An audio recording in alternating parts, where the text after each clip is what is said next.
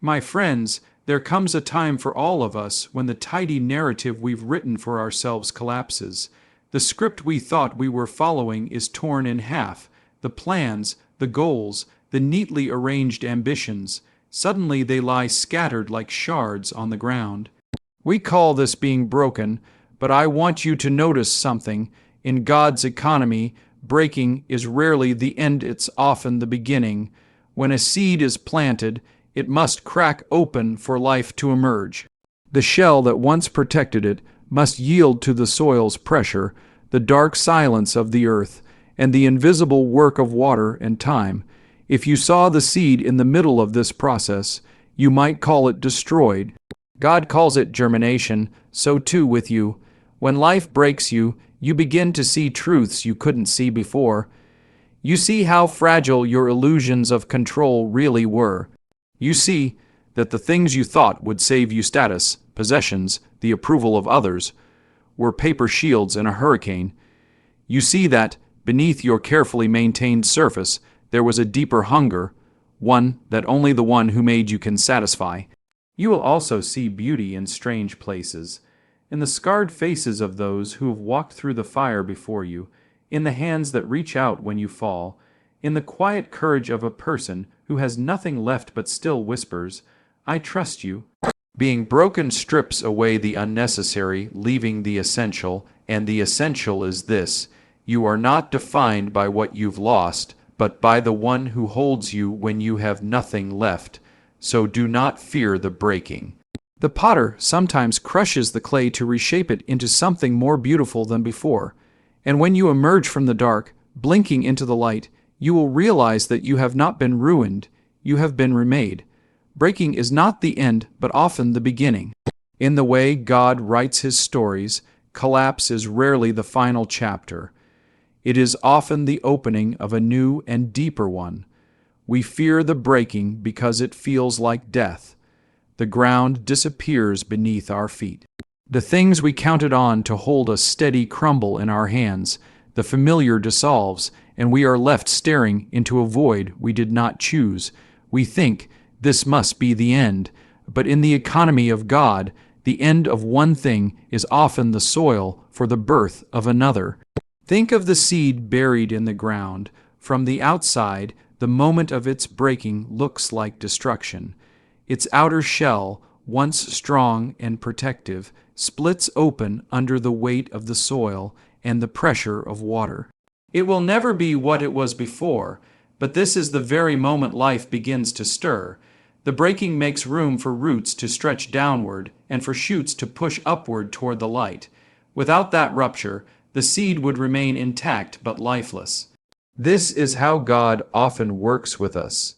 When he allows what we cling to be broken, it is not because he delights in our pain. It is because he knows there is a life within us that cannot emerge until the shell is gone.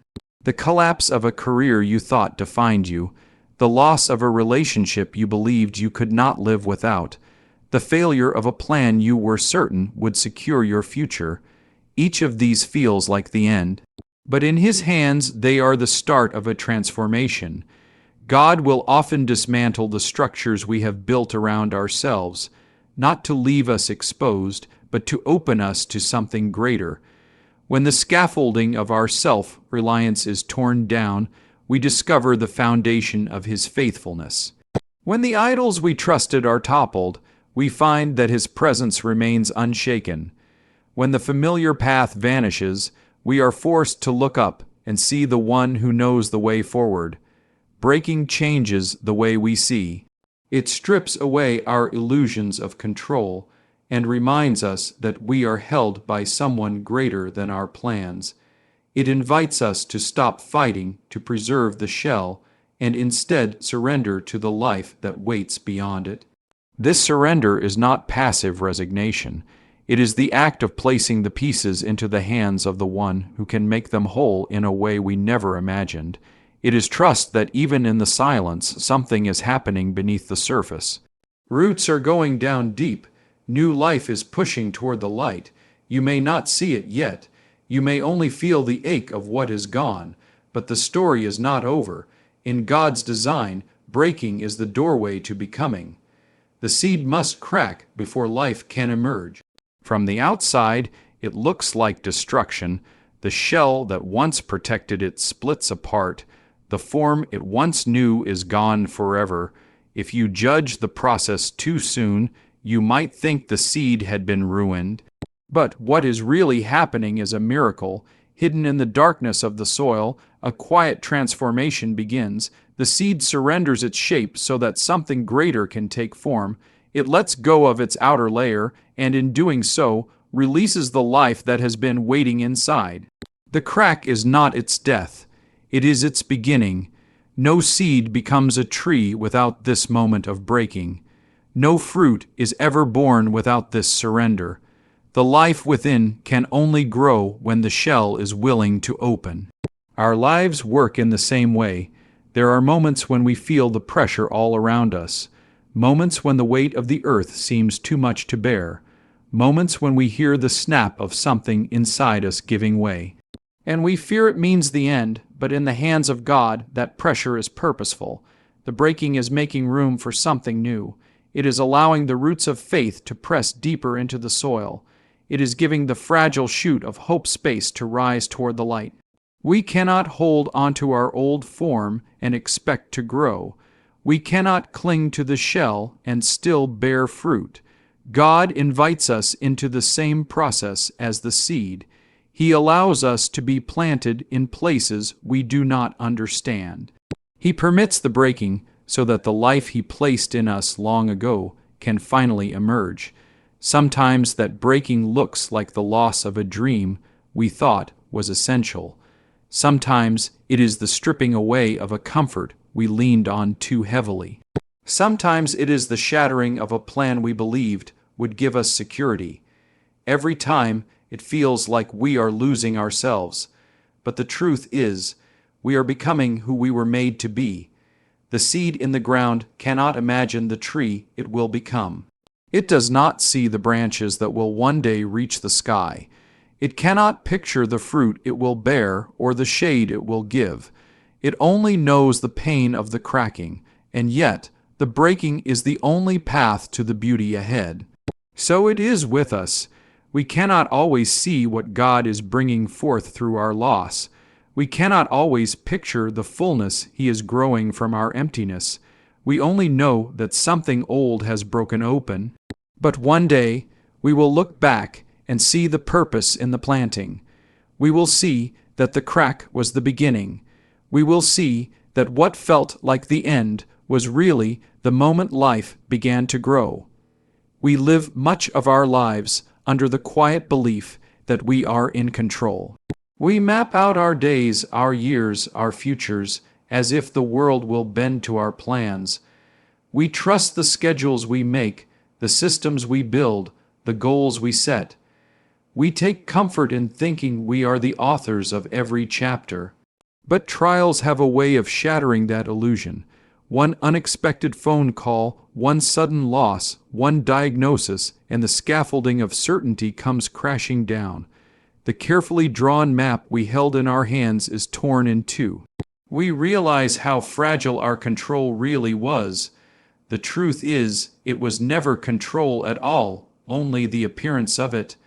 Like a child steering a toy wheel in the back seat, we thought we were driving, but we were never in the driver's seat.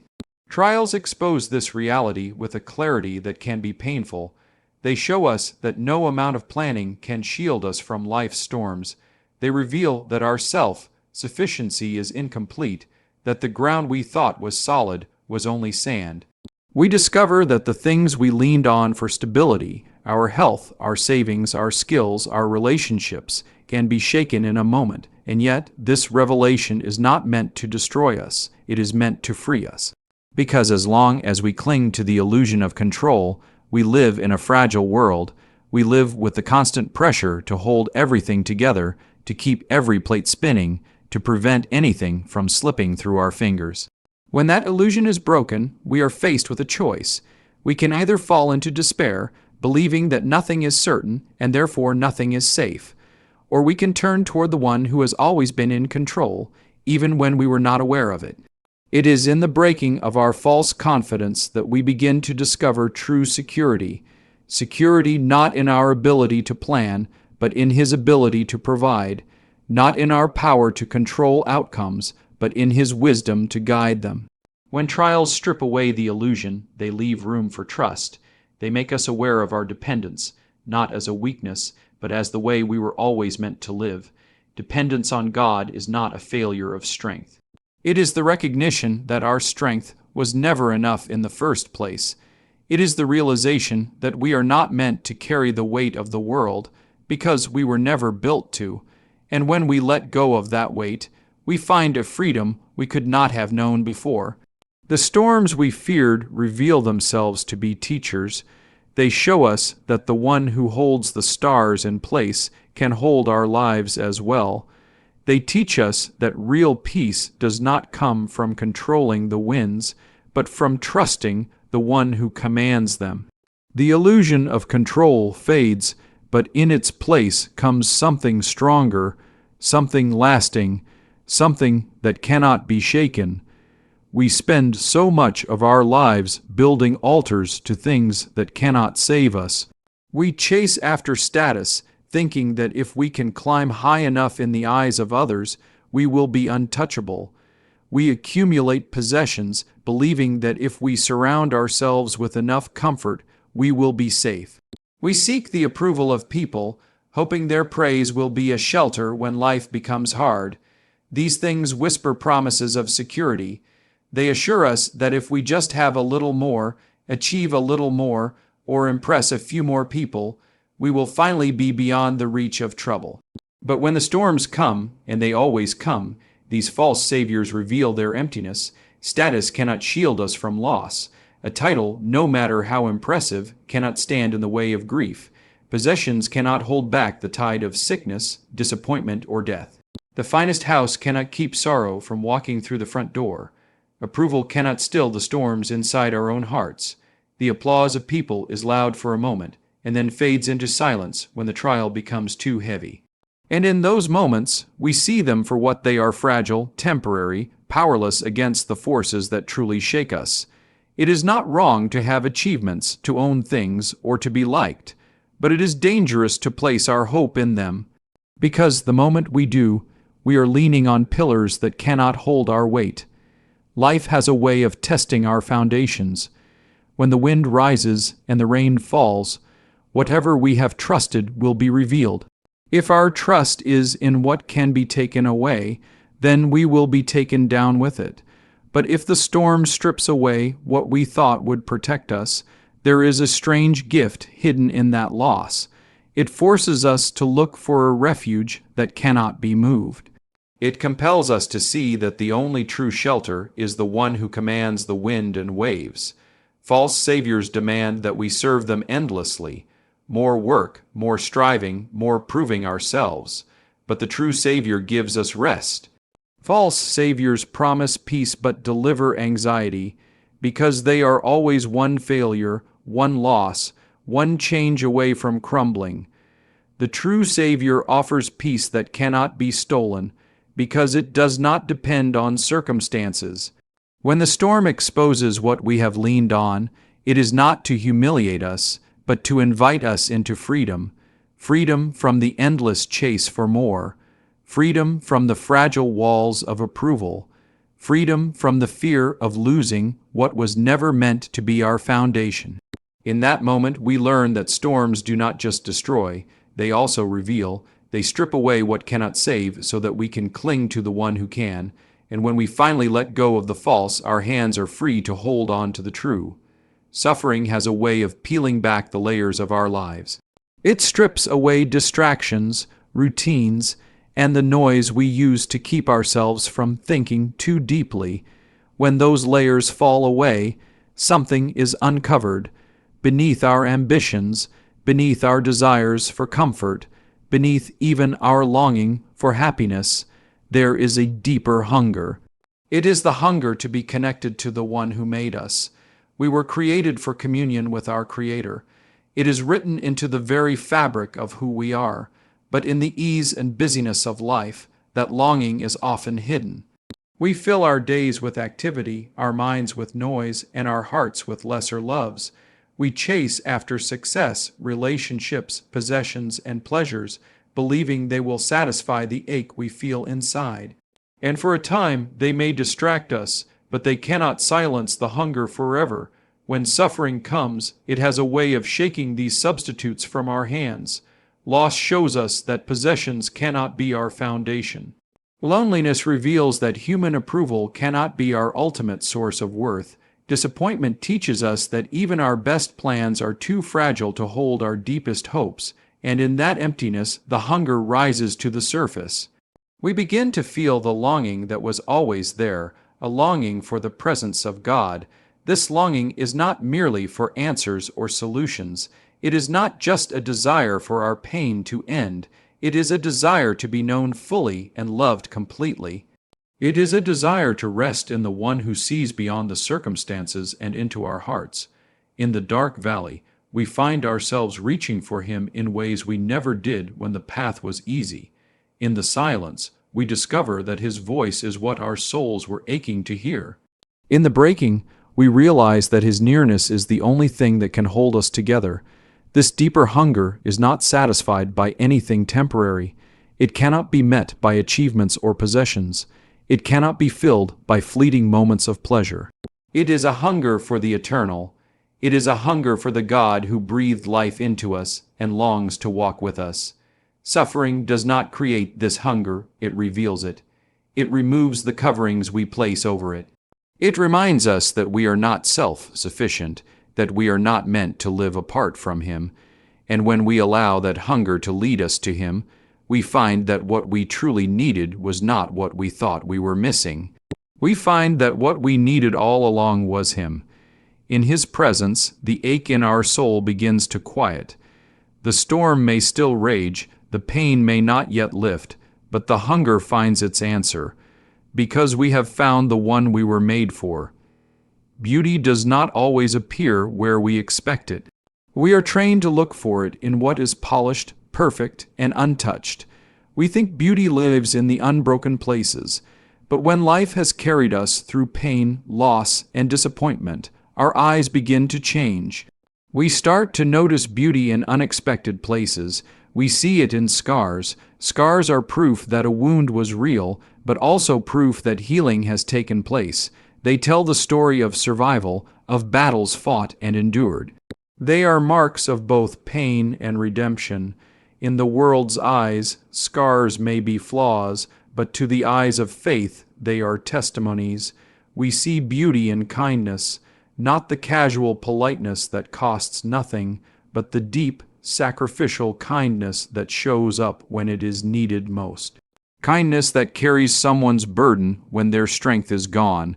Kindness that sits beside a hospital bed, that listens without rushing, that gives without expecting in return. This kind of kindness reflects the heart of God more than any grand gesture or public display. And we see beauty in perseverance, in the quiet determination of those who keep going when it would be easier to give up, in the person who gets up one more time after being knocked down again and again, in the weary hands that keep working, the weary heart that keeps loving, the weary spirit that keeps trusting. Perseverance is beauty in motion. It is not loud, but it is unshakable. It tells the world that hope is still alive, even when the night is long. These forms of beauty often go unnoticed when life is smooth, but suffering has a way of sharpening our sight. It tunes our hearts to see the presence of God in the places we once overlooked. We see him in the gentle smile of someone who has suffered deeply yet still chooses joy. We see him in the embrace that says, "You're not alone." We see him in the quiet moments when strength rises from somewhere beyond ourselves. God's beauty is not confined to the mountaintops. It shines just as brightly in the valleys. It appears in the faces of the broken yet faithful, in the hands of those who serve without recognition, in the steady steps of those who refuse to quit. And when we learn to see it there, our definition of beauty changes forever.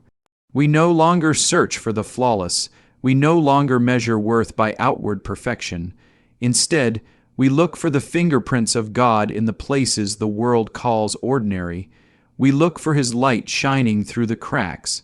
And in doing so, we discover that the most radiant beauty often grows out of the deepest places of pain. Hardship has a way of simplifying life. It takes the clutter we have gathered, the distractions, the lesser priorities, the endless list of wants, and strips them away. When trouble comes, the noise fades. The things we once chased after lose their shine. The possessions we worked so hard to collect feel small. The opinions we tried so desperately to manage lose their power over us. Pain has a way of revealing what is truly important. It brings the essential into sharp focus. We start to see how much of our energy was spent on what does not last. We begin to recognize how much time was given to things that will not matter in eternity. When hardship presses in, we are forced to ask different questions. What is worth holding on to? What is worth fighting for? What is worth the short years we are given on this earth? Suddenly, the answer is not status, not wealth, not applause. The answer is faith, love, truth, and the presence of God. It is the relationships that remain when everything else falls away. It is the moments of quiet prayer when the world outside is shaking. It is the deep peace that comes from knowing we are held in the hands of the one who will never let us go. When life is easy, these truths can be hidden beneath layers of busyness. We convince ourselves that the temporary is permanent. We live as if our schedules and possessions are the point of life, rather than tools for it. But when hardship comes, the illusion breaks. We see clearly that the only things worth clinging to are the ones we cannot lose to time or circumstance. We learn that eternity is not a distant idea, but the truest reality, and when we measure our lives against that reality, much of what we thought was important fades into the background. Hardship teaches us to travel lighter. We stop carrying the weight of grudges, the burden of proving ourselves, the pressure to be what others expect. We find freedom in letting go of what is unnecessary. We discover that joy does not come from abundance, but from gratitude. We realize that peace is not found in control, but in surrender. And in that surrender, we are not left empty-handed. We are left holding what matters most, the love of God, the hope of His promises, the relationships that shape our souls, the truths that will remain when heaven and earth pass away. Hardship may take much from us, but it also gives this gift. It clears our vision. It focuses our hearts. It teaches us how to live for what will outlast us. There are moments in life when loss feels like it takes everything from us. We lose a job and feel as though our worth has been stripped away. We lose a relationship and wonder if we will ever be whole again. We lose our health, our strength, or our dreams, and it feels as if we have lost ourselves. The world often tells us that our identity is built on what we do, what we have, or what others think of us. It tells us that our value comes from achievement, recognition, and possession. So when those things are taken, we feel empty. We feel nameless, directionless, without an anchor. But the truth is deeper than what the world teaches. We are not defined by what we have lost. We are defined by the one who holds us, even when everything else falls away. Loss can be devastating, but it cannot erase who we are in His eyes. When we belong to Him, our identity is rooted in something unshakable. It is not tied to titles or possessions. It is not dependent on circumstances or public opinion. It is grounded in the love of God, a love that does not diminish when we fail, when we are rejected, or when life changes. In times of loss, this truth can feel distant at first. The pain can be so loud that it drowns out everything else. But slowly, as we walk through the valley, we begin to hear the steady voice of the one who calls us His own. He reminds us that we are His sons and daughters. He reminds us that we are made in His image. He reminds us that our worth was set before we ever accomplished anything, before we ever had anything to lose. When loss tries to rewrite our story, He restores the truth of who we are. When the enemy whispers that we are nothing without what we had, God declares that we are everything to Him. This redefinition of identity is not just comfort, it is freedom. Because if we are not defined by what we lose, then we are not at the mercy of circumstances. We are not fragile in the way we once feared. We are secure in the one who sustains us through every season. And when our identity is rooted in Him, loss may wound us, but it cannot destroy us. We can grieve without being undone. We can start again without losing ourselves. We can endure seasons of emptiness, knowing that our worth has not changed. The world may see us as diminished, but heaven sees us as whole, not because of what we hold in our hands, but because of the one who holds us in His. And when we stand in that truth, we discover that even in loss, we have not been reduced. We have been redefined. In the ancient world, a potter would sit at the wheel, a lump of clay in his hands. The clay had no shape of its own, no beauty yet to admire. It was soft, pliable, and at the mercy of the hands that held it. The potter would press, turn, and shape it with care. Every movement had a purpose, but sometimes the vessel being formed would become marred. A flaw would appear. The shape would not hold as intended, and the potter would not simply throw it away. Instead, he would press it down, breaking the form, returning it to the lump from which it began. This was not an act of destruction, but of redemption. The breaking made room for the potter to begin again, to shape something stronger, something more beautiful, something more fitting for its purpose. So it is with God and us. We are the clay in His hands. We may think we have reached our final form, that our lives are set, that our shape is fixed. But when God sees something in us that is not aligned with His design, He will begin His work again. Sometimes that means breaking what we have become. It can feel like everything is being undone. Our plans dissolve, our comfort disappears, and the life we knew is pressed down into something unrecognizable. From our perspective, it feels like loss, but from His perspective, it is the process of creation. The breaking is not careless, it is deliberate. He is not discarding us, He is reshaping us. We may resist the pressure, not understanding the purpose. We may wonder why He would take apart what seemed good. But the potter knows the strength the clay will need to endure the firing. He knows the beauty the vessel will carry when it is finished. He knows the purpose for which it is being made, and He is willing to begin again as many times as it takes to bring us into that design. When God presses us down and reshapes us, He is not erasing our story. He is redeeming it. The clay remembers the touch of the potter's hands. Every turn, every press, every moment of breaking is part of a larger work. A work that will not be abandoned halfway. We may not see it now, but when the shaping is complete, we will understand that the breaking was never meant to destroy us. It was meant to prepare us, to make us ready for the calling He has placed on us, to form us into a vessel that can carry His presence, His love, and His truth into the world. The potter's hands are steady, they do not tremble, and they will not let go until the work is finished. Darkness has a way of convincing us it will last forever. When the breaking comes, it feels final, it feels like the end of the story.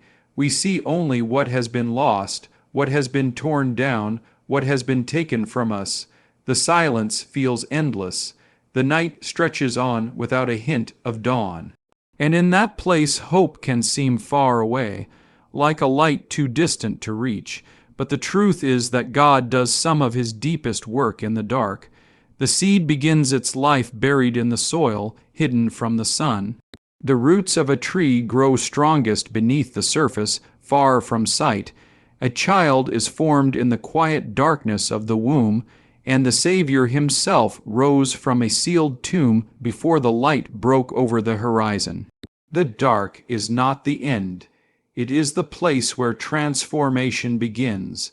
When life has stripped us down to nothing, God is able to build something new. When the breaking has taken away all that was temporary, what remains is the foundation for the eternal. Resurrection does not happen without death. Renewal does not come without loss. But in God's hands, nothing is wasted. not the tears, not the pain, not even the waiting.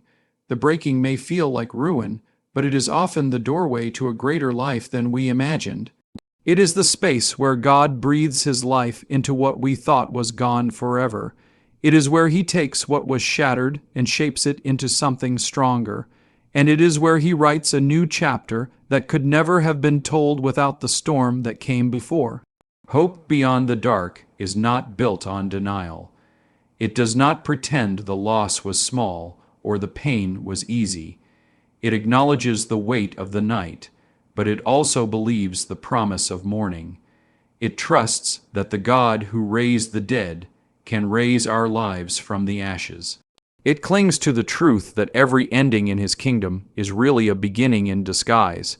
There will be moments when you cannot see the path ahead, moments when the darkness feels suffocating, but even then, the story is still being written. The light is still coming, and when it arrives, you will see that the breaking was never meant to bury you. It was meant to plant you.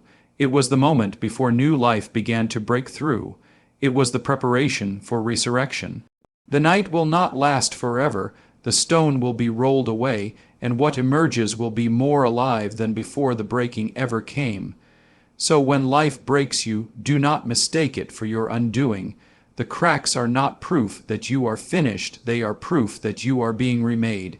Every loss, every scar, every moment of darkness can become part of a greater story when placed in God's hands. He is the one who turns graves into gardens, ashes into beauty, endings into beginnings. And if you will trust Him in the breaking, you will find that it was never meant to destroy you. It was meant to awaken you to life more abundant than you ever imagined, because in His kingdom nothing is wasted and nothing is beyond redemption. Not even you,